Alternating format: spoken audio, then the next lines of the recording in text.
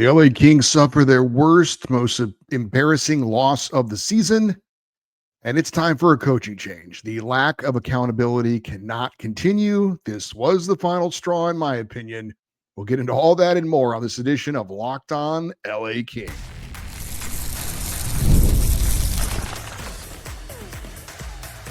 You are Locked On Kings, your daily podcast on the Los Angeles Kings, part of the Locked On Podcast Network.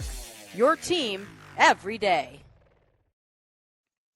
Hey, Kings fans, welcome to Locked On LA Kings, part of the Locked On Podcast Network, the number one sports podcast network, your team every day. Thanks for making Locked On LA Kings your first listen every day. We are free and available wherever you get your podcasts and on YouTube.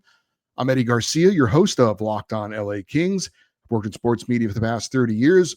Also one of the co-hosts of Locked On NHL Game Night, a nightly podcast and YouTube show that recaps the night in the NHL. And I'm a passionate LA Kings fan for over 30 years. The LA Kings played game number 58 of the NHL regular season, the second game back from the Olympic break, game number 2 of a 6-game homestand, and the second of back-to-back games against division rivals, this time the Kings hosting the Edmonton Oilers. And the Kings got crushed 8-1. Now, I had said after the 6-4 loss to the Golden Knights B squad on Wednesday that Jim Hiller needed to say something. He needed to challenge his team or maybe even be defiant and proclaim that his team's going to show up and win on Thursday. Well, he didn't do that, but before the game against the Oilers, the Kings, for some reason, held a coach's availability with the media, and head coach Jim Hiller was asked about the importance of this game, and he called Thursday night's game against the Oilers, quote, much like a playoff game. And he also said, you know, you've asked me those questions before. How important are these games? And most of the time I try and stay away from that. But at this point of the season, this is an important game. And he compared it to a playoff game. And a part of me appreciated what he was trying to say. But my first reaction when he said that was to laugh, because if this is a playoff game and we're playing the Edmonton Oilers, how's that gone in recent years? Not very well. And this game did not go very well, to say the least. If this was like a playoff game, we just got eliminated. So I had said on our Wednesday show after the loss to Vegas, the shorthanded team, I was not going to beat myself over the head about the fire Jim Hiller stuff. That it would only make me crazy. So, you know, I'm not going to just dwell on that. If it happens, it happens. If it doesn't, it doesn't. It's out of my control, blah, blah, blah. Well, I guess I lied because I didn't see this coming. I really didn't. So my big takeaway from this 8-1 loss to the Oilers is that the LA Kings on Friday need to announce that Jim Hiller has been let go. There has to be some accountability for what's going on with this team. And it's not just this game, but this game was the cherry on top of the poop sundae. Back-to-back losses to division opponents coming out of the Olympic break. Back-to-back bad losses against division opponents coming out of the Olympic break. It's time. This team has been mediocre all season, and yet they've still hung around as far as a playoff spot. And this was the last straw for me. So I'm on record as saying it needs to happen now. And I know I'm not the only one, to say the least. And certainly if you were out at crypto.com arena, or if you watched the whole game, which I did, I'm sure a lot of you turned it off at some point, because why would you want to watch that? But you could hear on the ESPN broadcast that those poor souls who did decide to stick around and witness the entirety of this fiasco were chanting, some of them, fire Hiller, fire Hiller. I heard it. There's no way that if you were in the arena, you didn't hear it. And trust me, Ken Holland's in the arena and other managements in the arena. They had to have heard it. And I'm not saying that just because a few fans say that means it's time to go. But Clearly, the fan base is tired of this, and it's time to do something. And I just can't see no action being taken after that, after both those losses, and frankly, after the last 4 games. And I know a lot of you will be saying in your head right now, well, if it was going to happen, why have they waited this long? And it's a fair question. And my answer has been trying to give an honest answer that management feels like the team has been competitive. They've had all those 1-goal games. They've had all those overtime and shootout games, and they're still in the playoff mix. So that's why they didn't. And look, nobody wants to fire the head coach because it's a sign of failure. It's a sign of not playing well. But sometimes you have to do something. You have to act to try and salvage the season. And because, frankly, it's deserved. Now, the Kings have lost 5 in a row, 4 straight games without getting at least a point, and they've been outscored 22-8. They have lost their identity. I saw Dennis Bernstein of the Fourth Period in NHL Network Radio. You may or may not know who he is, but he covers the Kings, and he's always out there at the games.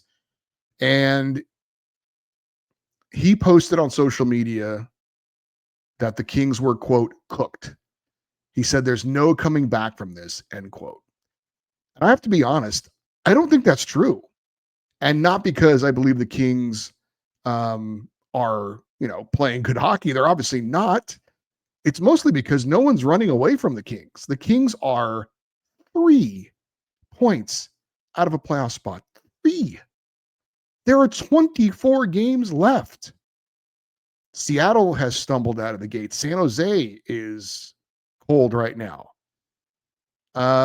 It's still very possible for the Kings to get a playoff spot. Now, I'm sure Dennis is talking more about the Kings' ability to string some wins together, and I get that, but it's not out of the realm of possibility yet. I don't believe this is unsalvageable.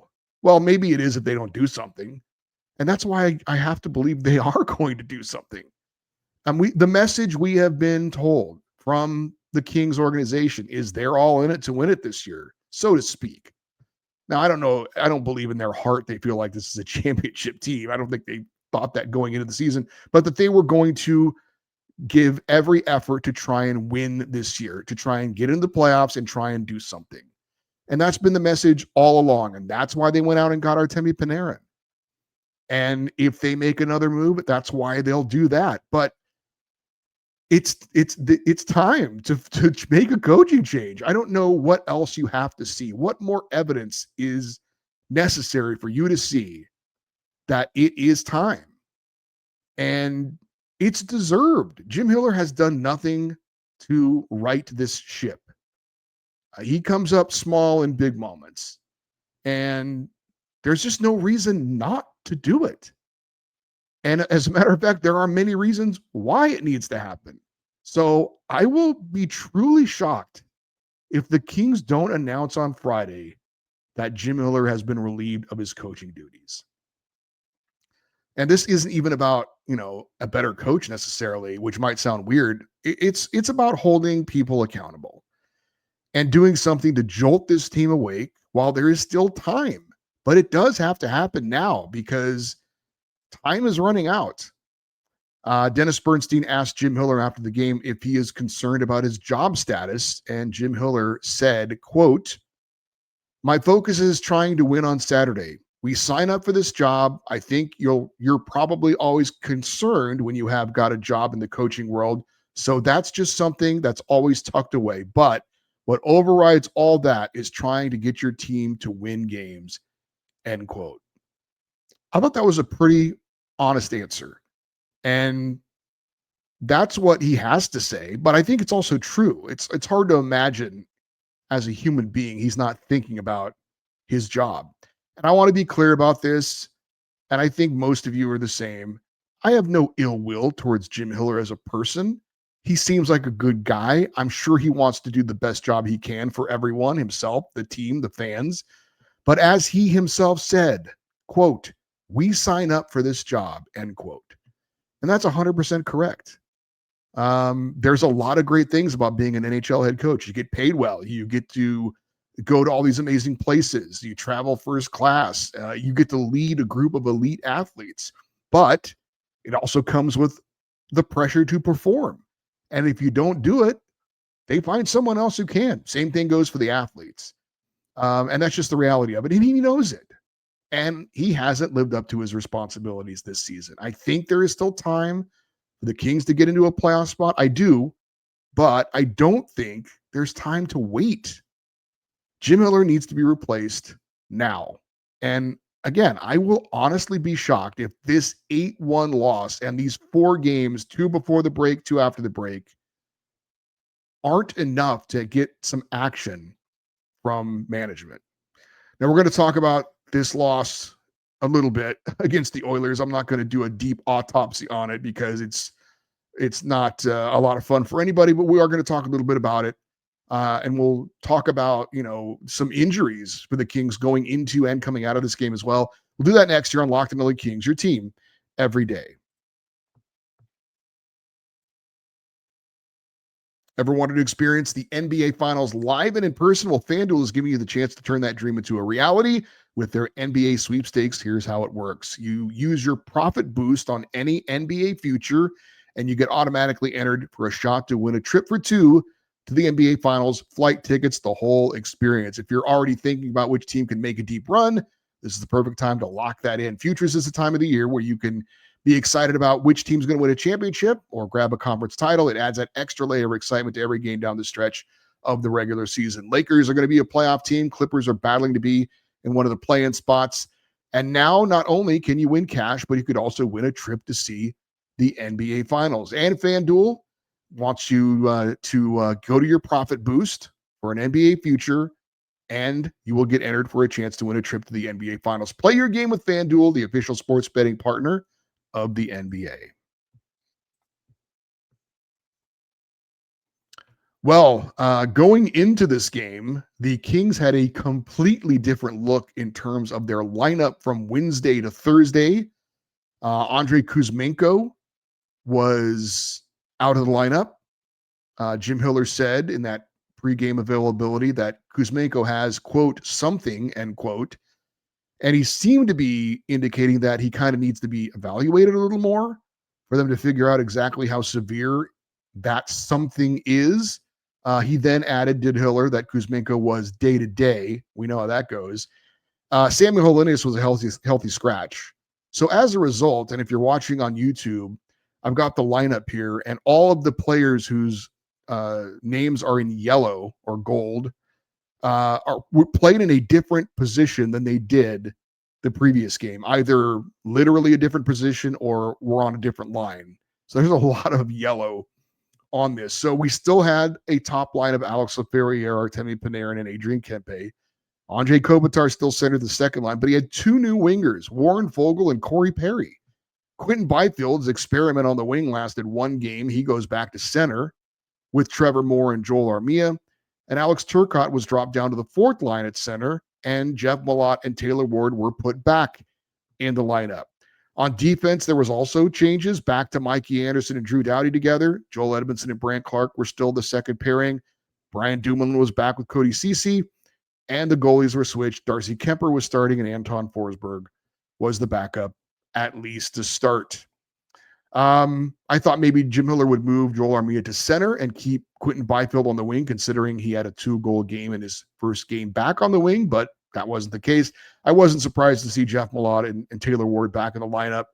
But in the end, it didn't matter. It did not matter one bit because this game really wasn't that competitive. Now, it was only 2-1 after the first period.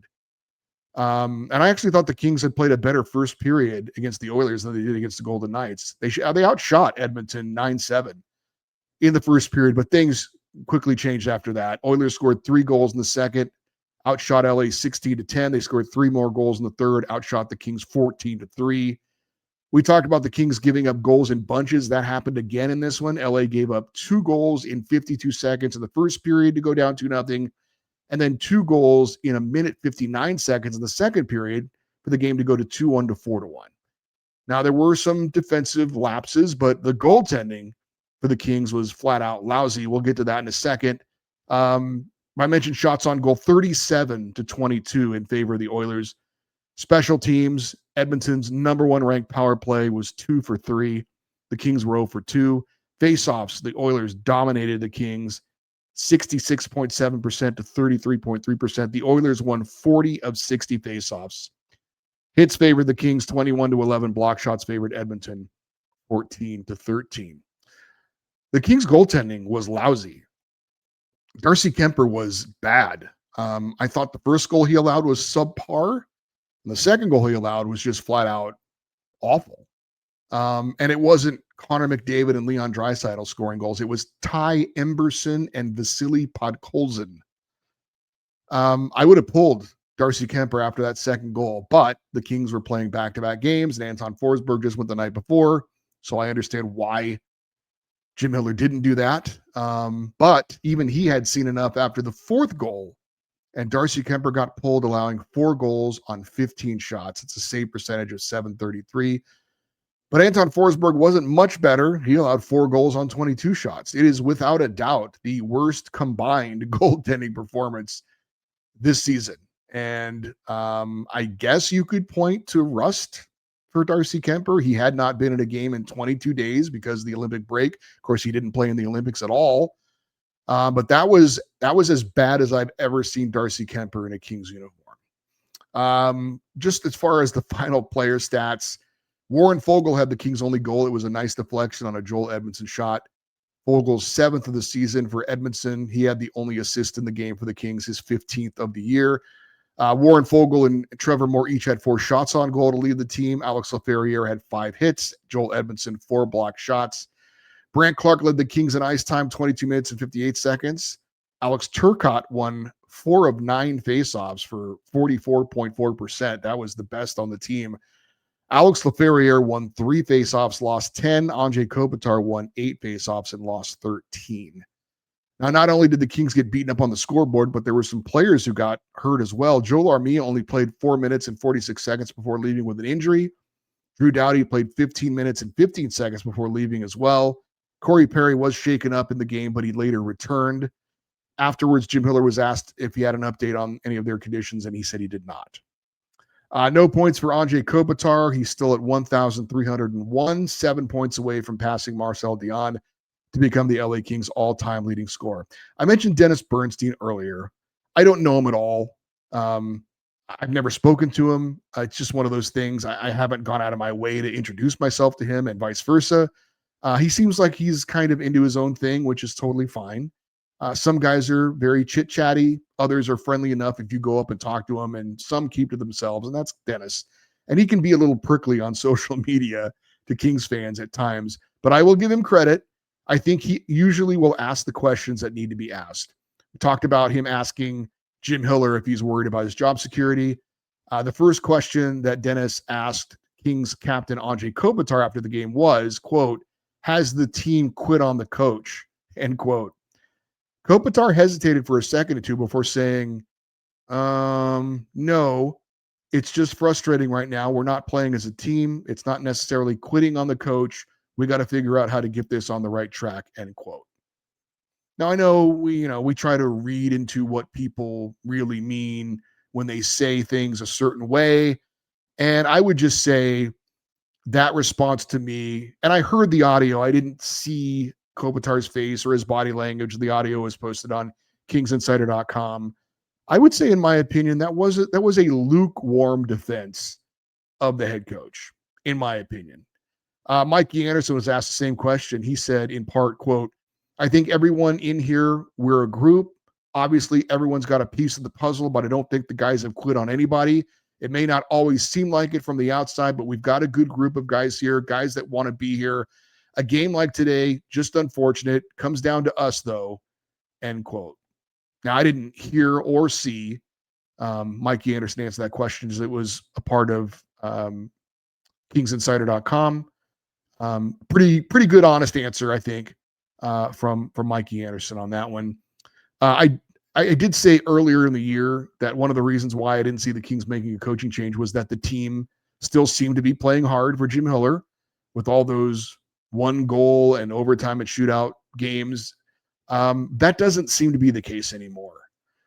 We've talked about it many times. We talked about it with Todd McClellan. We're not talking about it with Jim Hiller. And it may not always be fair, but it's much easier to fire the coach because you can't fire all the players. That said, in this case, the players do have to take some of the blame, but I don't think it's unfair, again, to feel like the LA Kings need to make a coaching change. So the Kings miss out again on a chance to gain ground on a playoff spot. That's next on Locked On LA Kings, your team every day. If you've ever hired someone who looked good on paper but wasn't the right fit, you know how important that is. When you want candidates who truly match what you're looking for, trust Indeed sponsored jobs. Stop struggling to get your job post seen on other sites. Indeed sponsored jobs put your post at the top of the page and help you reach the right candidates faster. Instead of struggling to get your job post seen, Indeed sponsored jobs helps your listing stand out and reach quality candidates faster. Sponsored jobs boost your post to people who are the best match for your role, and that makes a real difference. According to Indeed data, sponsored job posts directly on Indeed are 90% more likely to report a hire than non-sponsored jobs. Spend more time interviewing candidates who check all your boxes with less stress, less time, and more results using Indeed sponsored jobs. Listener to this show get $75 sponsored job credit to help give your job the premium placement it deserves at Indeed.com/lockedon. Just go to Indeed.com/lockedon right now and support the show by saying you heard about Indeed on this podcast. Terms and conditions apply. Hiring, do it the right way with Indeed. Join the Everydayer Club for ad-free audio, access to group chats on Discord, and more. Use the code DEADLINE ahead of the trade deadline for 1 month free. That's the code DEADLINE, DEADLINE. Join now at lockedonlakings.supercast.com or hit the link in the show notes.